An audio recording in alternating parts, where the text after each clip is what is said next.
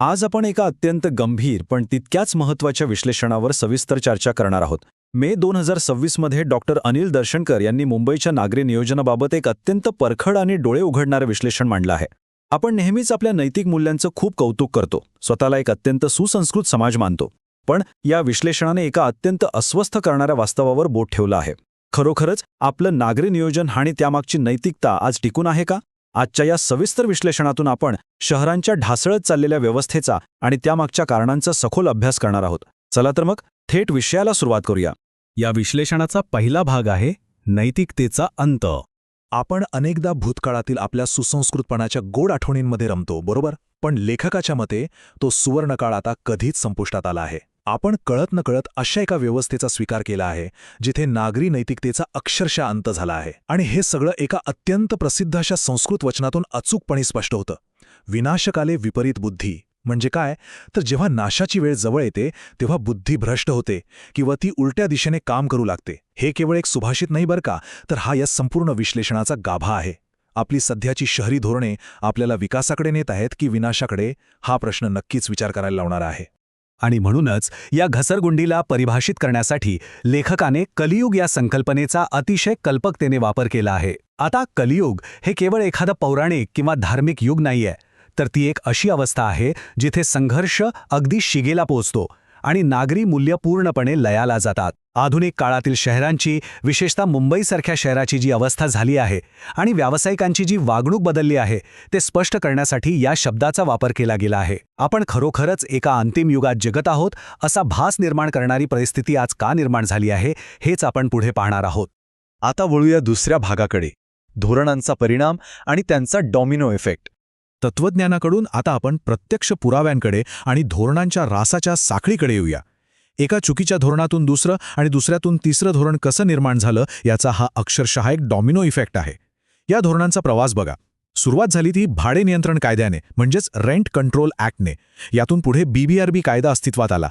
त्यानंतर विकास नियंत्रण नियमावलीतील DCR 33(7) आणि शेवटी DCR 33(9). ही केवळ कायद्यांची नावे वाटत असतील, पण प्रत्यक्षात हे मानवी श्वास कोंडणाऱ्या प्रवासाचे टप्पे आहेत.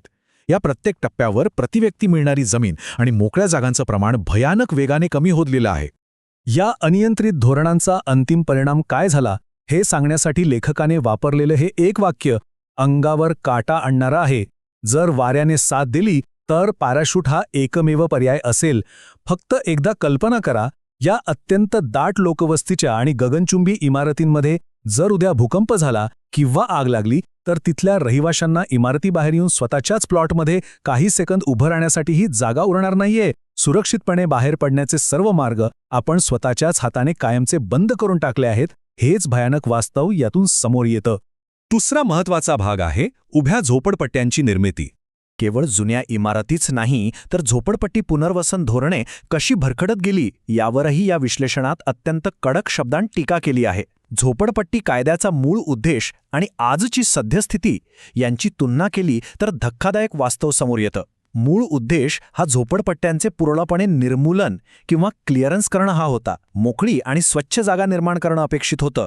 पण आज वास्तव काय आहे? आज आपण फक्त त्यांची सुधारणा आणि पुनर्वसन करत आहोत. म्हणजे जे लोक आधी आडवे पसरले होते त्यांना आता उभ्या इमारतींमध्ये अक्षरशः कोंबलं जात आहे. आणि यातून एक गोष्ट अत्यंत स्पष्टपणे दिसून येते, ती म्हणजे आपण शहरात फक्त उभ्या झोपडपट्ट्या किंवा व्हर्टिकल स्लम्स निर्माण करत आहोत. या नव्या चकचकीत इमारतींमध्येही पूर्वीसारखीच प्रचंड लोकसंख्येची घनता आहे आणि आगीसारखे सुरक्षेचे धोकेही पूर्वीसारखेच जिवंत आहेत. हे सर्व कशामुळे घडतंय? तर केवळ FSI म्हणजेच चटई क्षेत्र निर्देशांक नावाच्या एकाच सूत्रावर संपूर्ण रिअल एस्टेट क्षेत्र चालवलं जात आहे. लोकांचं जीवनमान सुधारण्याऐवजी दिलेल्या जागेत जास्तीत जास्त बांधकाम कसं करता येईल हा एकच निकष आता उरला आहे.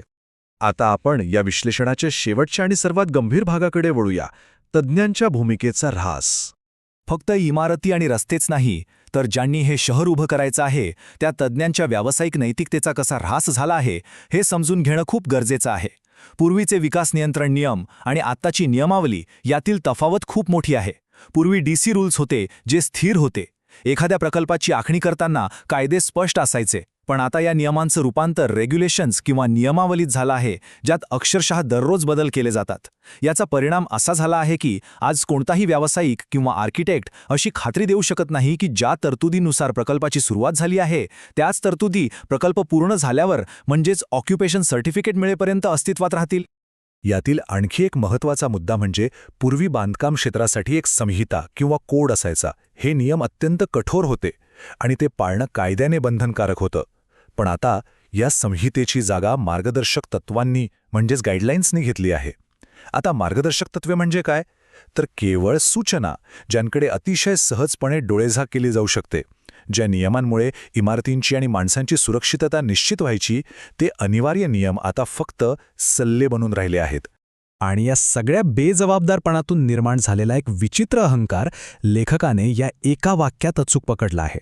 मला कोणत्याही मार्गदर्शनाशिवाय सर्व काही माहीत आहे आणि आम्हाला कोणत्याही गुरूची गरज नाही. आजच्या व्यावसायिक जगात पारंपरिक ज्ञान, अनुभव आणि मार्गदर्शनाला अक्षरशः केराची टोपली दाखवली जात आहे. अनुभवातून शिकण्याची वृत्तीच संपली आहे आणि एक अत्यंत धोकादायक असा पोकळ आत्मविश्वास बळावला आहे, जो शहराच्या सुरक्षेसाठी अत्यंत घातक आहे. या संपूर्ण घसरगुंडीचा हा शेवटचा टप्पा.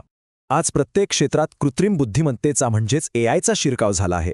तसं पाहिलं तर तंत्रज्ञान वाईट नक्कीच नाही, पण आपण आता तंत्रज्ञानावर इतके आंधळेपणाने अवलंबून राहू लागलो आहोत की मानवी अनुभव आणि बुद्धीची गरजच संपुष्टात येत आहे. एआय सर्व काम करेल, मानवी मेंदूला ताण देण्याची कोणतीही गरज नाही, हा दृष्टिकोन वेगाने बळावत आहे. यामुळेच मगाशी उल्लेख केलेली ती मार्गदर्शक तत्वे पुरेशी वाटू लागली आहेत, कारण स्वतःचा मेंदू वापरून सखोल विचार करण्याची तसदी आता कोणालाच घ्यायची नाहीये. या संपूर्ण विश्लेषणाच्या शेवटी हा एक अत्यंत अस्वस्थ करणारा प्रश्न समोर उभा राहतो. आपली शहरे, आपली सुरक्षा आणि आपलं अस्तित्व आपण केवळ यंत्रांच्या अल्गोरिदमवर आणि न पाळल्या जाणाऱ्या मार्गदर्शक तत्वांवर सोपवून मोकळे झालो आहोत का? आणि जर असं असेल तर मानवी तज्ञतेचं हे असं पूर्णपणे संपून जाणं हाच नागरी नैतिकतेचा अंत आणि कलियुगाचा अंतिम पुरावा नाही का? डॉक्टर अनिल दर्शनकर यांचं हे विश्लेषण केवळ मुंबईसाठीच नाही तर वेगाने वाढणाऱ्या कोणत्याही शहरासाठी एक अत्यंत गंभीर इशारा आहे. यावर नक्की विचार व्हायला हवा.